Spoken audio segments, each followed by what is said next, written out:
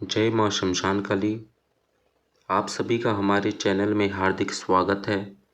और आज मैं आपको इस विषय पर बताऊंगा कि चिता और माता काली का क्या आपस में संबंध है, शमशान का आध्यात्मिक रूप से क्या अर्थ है। ये आपको इस वीडियो को बिना स्किप किए हुए पूरे विषय को समझने का प्रयास अवश्य करें। आपको यह पूरा शमशान रूपी विषय समझ में आ जाएगा। कम ही शब्दों में मैं पूरा सार यहाँ समझाने की कोशिश कर रहा हूँ, इसलिए आप सभी से विनम्र निवेदन है कि आप पूरा वीडियो ज़रूर देखें। चैनल को लाइक और सब्सक्राइब, वीडियो को लाइक करें, चैनल को सब्सक्राइब करें। देखिए, चिता और माता काली के बीच में क्या संबंध है वो मैं आपको पहले बता देता हूँ। मृत देह के ये जो मृत शरीर होता है उसके दाह संस्कार के लिए लकड़ियों के ढेर के ऊपर उस मृत शव को रखा जाता है और उसको जला दिया जाता है। इसको चिता कहते हैं।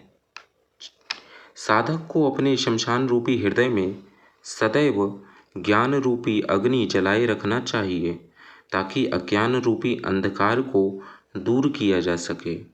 शमशान रूपी हृदय यानी भावशून्य हृदय, जहाँ मनुष्य में बालक के समान विचार हो, मन हो, कोई काम क्रोध लोभ मोह इन सभी विषयों से उसका मन बहुत दूर हो, इसी को यही वो संबंध है जो चिता और माता काली के बीच का संबंध है। तो अपने हृदय में ही शमशान रूपी अग्नि को जलाए रखना है। अब मैं आपको शमशान का अर्थ आध्यात्मिक रूप से क्या है ये बताता हूँ। व्यवहारिक दृष्टि से शमशान वो स्थान है जहाँ शव के दाह का कार्य होता है, परंतु आध्यात्मिक या दार्शनिक दृष्टि से शमशान का अभिप्राय कुछ और ही है। ये वो स्थान है जहाँ पंच महाभूत यानी जल अग्नि पृथ्वी आकाश वायु चिद ब्रह्म में विलीन होते हैं। इन्हीं पंच महाभूतों से संसार के समस्त जीवों के देह का शरीर का निर्माण होता है तथा शरीर इन्हीं पंच महाभूतों के मिश्रण से बना हुआ है। शमशान वो स्थान है जहाँ पांचों महाभूत के मिश्रण से निर्मित यह शरीर अपने अपने तत्वों में मिल जाता है। जल जल में चला जाता है, वायु शरीर के अंदर जो है वायु में विलीन हो जाती है, अग्नि अग्नि में विलीन हो जाती है और आकाश तत्व में विलीन हो जाता है, पृथ्वी तत्व में विलीन हो जाता है।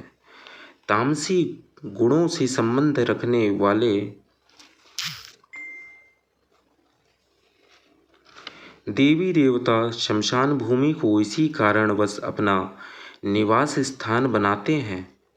देवी काली, देवी तारा और माता भैरवी इत्यादि देवियाँ जैसे कि माँ छिन्नमस्तिका, डाकिनी और भद्रकाली, प्रत्यंगिरा, ये सभी शमशान भूमि को अपना निवास स्थान बनाती हैं।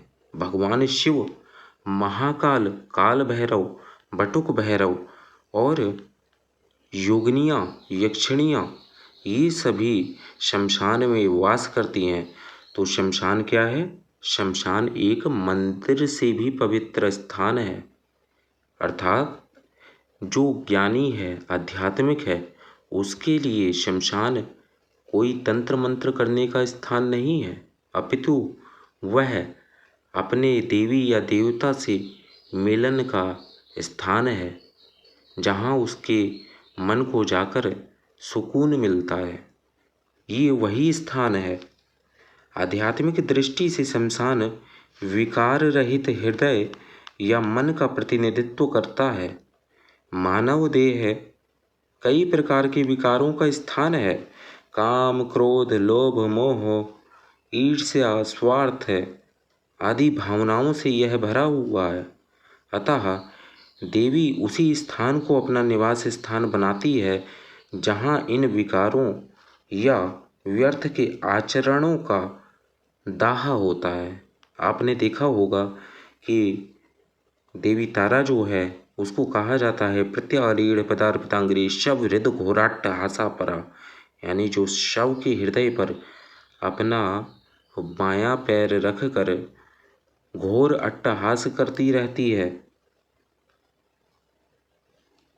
तो मन या हृदय वो स्थान है जहाँ इन समस्त विकारों का दाह संस्कार होता है। अतः देवी काली अपने उपासकों के विकार शून्य हृदय पर ही वास करती हैं। जब तक साधक के मन में यह विकार रहेंगे तब तक माता काली की कृपा प्राप्त नहीं कर सकते।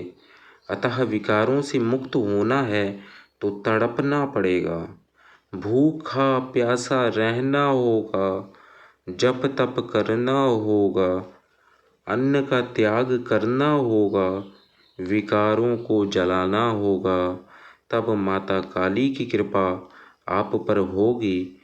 यानी आपके ऊपर कृपा माता के नीचे चरण में आपका स्थान होगा। और शमशान काली की हाथ की जो मुद्राएं हैं वो वर और अभय नहीं है, इसलिए शमशान काली के साधक जो हैं वह माता के चरणों में ही, उनके चरणों में आने से ही उस साधक को सब कुछ मिल जाता है। जो बड़े बड़े देवी देवता अपने हाथों में वर और मुद्रा धारण करके वो आशीर्वाद देते हैं, लेकिन माता शमशान काली तो इतनी प्रिय और सौम्य है अपने भक्तों के लिए कि वह उसके चरणों में पड़ने वाले के ऊपर ही दया कर देती है। जिस प्रकार एक मृतक का शरीर शमशान में लेटा दिया जाता है तो वह उस मृत शरीर को उसके पंच तत्वों में पृथक कर देती है। आज के लिए बस इतना ही। अगले अंक में हम आपको माता काली और अन्य शक्तियों के विषय में बहुत कुछ बताएंगे। जय माँ शमशान काली।